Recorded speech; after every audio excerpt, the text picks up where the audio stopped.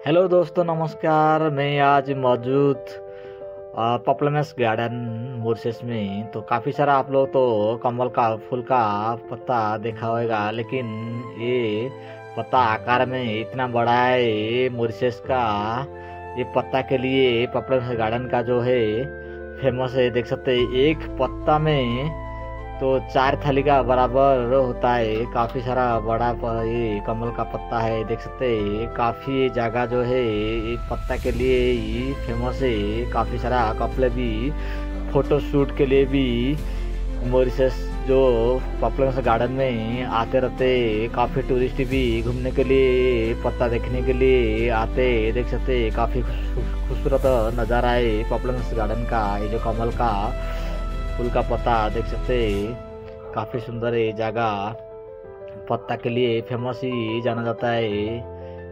ये मॉरिशस में मौजूद है, काफ़ी खूबसूरत है।